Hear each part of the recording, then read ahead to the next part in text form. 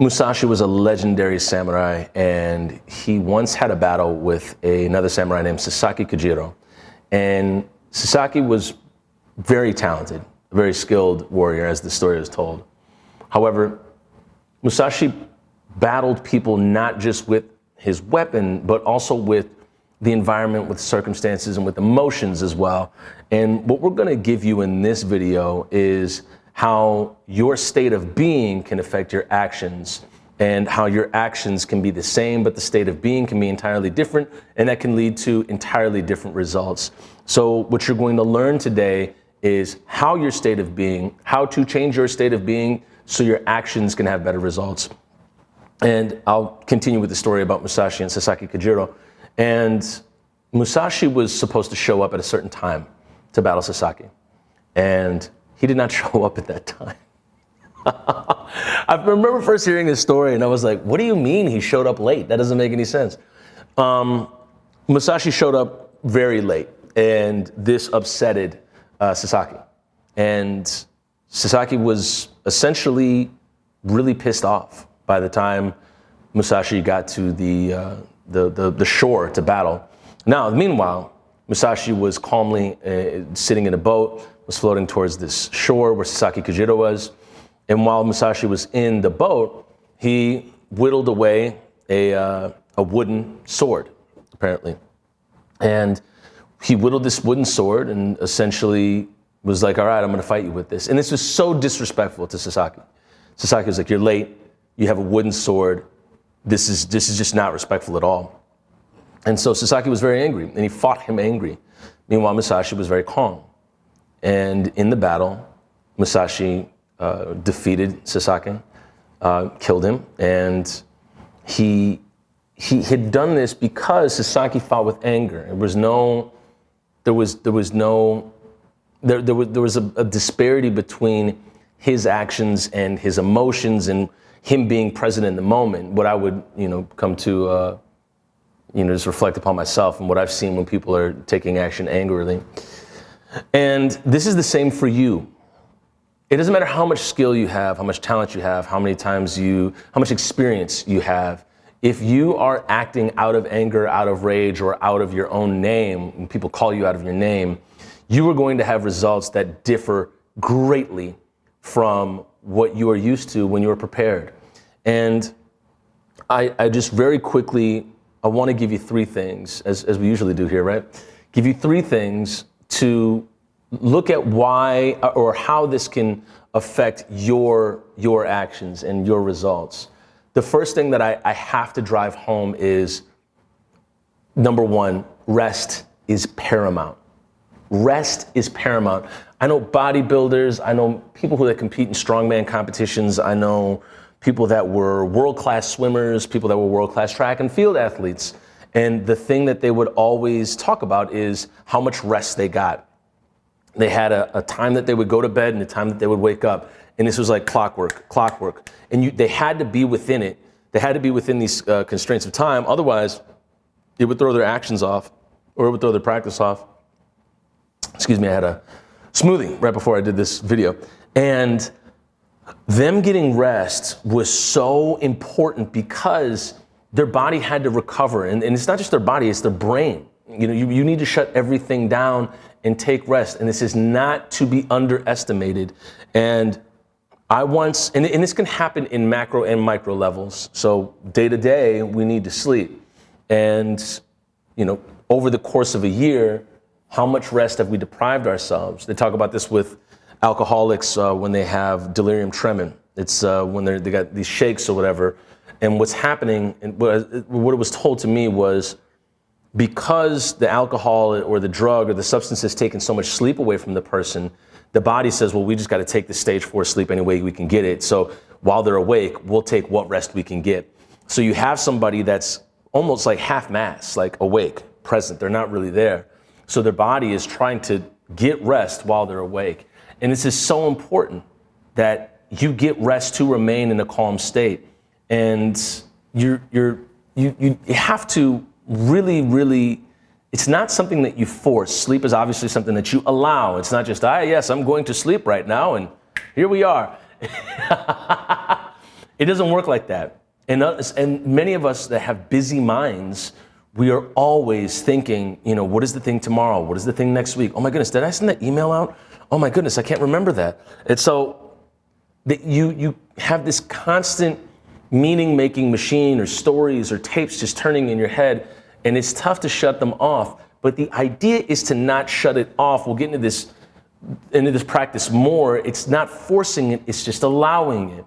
And you have to be with it. We go back to this one story I told you about Bill Hader and his anxiety. He said he wasn't able to really conquer it until he was 38 years old. And conquering it didn't mean conquering it. It meant just, oh, you can hang out here on my shoulder, anxiety, and I'll let you hang here for like 5 minutes, but then I got to get going with what I got to do. And Bill Hader accepted that there was anxiety. You accept that you're going to have to rest. You can't do it all in one day. You can't get everything done in 1 year. There's a psychologist on Instagram, I think he's a psychologist. He talks about ChatGPT helping him out with being realistic about his day. And he says to ChatGPT, "These are all the things I want to get done in the day." And ChatGPT is like, "You're not going to get all these things." He's like, "You got this much time. You got 2 kids. You got a wife. You got a house. And this is how this is going to roll." And he basically has to accept it. You have to allow things to unfurl. You got to let things unravel. So number 1, rest is super duper paramount. The second thing that I'll say is when you are calm, it is not because you're, again, forcing it. It's because you're allowing it. There's this great analogy I heard that it said, if a rock had gold, or if a rock was gold, however, it had pink painting over it, like a pink acrylic over it, you wouldn't have to do anything to become golden. The rock wouldn't have to do anything to become golden because the rock is already gold. All it would have to do is allow the paint to fall away from it. You would have to get into some situation or let waves wash over you and just let that wash away. You already have the calmness within you. You have all the resources within you. You just have to allow them to surface. So with Samurai Musashi, when you read a lot of his stories, it's not about forcing a whole lot of things. It's not about, oh yes, I must win. It's literally about allowing life to unfold as it goes on, allowing life to unfold in front of you. And instead of forcing things, you're just flowing with it. And Joseph Rodriguez goes into this a lot about the flow state. He's obsessed with the flow so much. He took a picture of a large crate outside of his apartment, and it was a bunch of water bottles that said "Flow Water," and he said, "Ah, yes, look what arrived today." He said the flow state is flowing, but allowing things to flow. This second thing is so important because if you don't allow it, you're essentially stating that you have control over this environment, over these circumstances, over what's going to happen next. And you really don't. And that leads us to the third thing. Who you are being determines your circumstance, not your circumstance determines who you are being. Sasaki Kojiro allowed the circumstance to determine who he was being. It took the wheel. He let Musashi take the wheel. He let him take control before things even got going. How often do we let things take control before they even get going? We wake up sometimes and we may see it overcast and think, oh, here we go. Here it is. We let the sky, something that is perfectly natural that we have no control over, determine who we are going to be throughout the day. How wild is that? When in reality, we get to determine who we are going to be throughout the day. We get to call it. You call it. You are in charge of how you're going to be throughout the day, regardless of what's in your pocket, what's in your bank account. We are going to get into institutional disparity and stratification soon, I swear. However, this is just you as an individual. This is day to day. This is day to day. Who you are being will determine your circumstances, not the other way around. And when we let our circumstances determine who we are being, well, we have no control over ourselves. I can't be the best brother or the best son or the best partner or the best cousin or the best mentor if my circumstances have control over me. It just can't happen. I can't, if I let the wind determine who I'm going to be within the next hour, there's no telling who I'm going to be because I have no control over the wind and I don't know what it's going to do. So when you take control over yourself, and Musashi, the ultimate dictator of himself, said, hey, I'm going to float in a boat. The thing about Musashi is, like, you see the video games, you see the pictures, and you're like, ah, yes, this man was a gallant warrior. And then you read the stories, and you're like, this dude was probably smoking a spliff, just chilling, and then, like, whittled his own sword while floating in a boat, possibly to his death. What? What do you say? I mean, that is some of the, like, it's antithetical, or it's totally the opposite of what I thought that it would be. Because we think of warriors or people that have won multiple lifelong life or death wars or sword battles.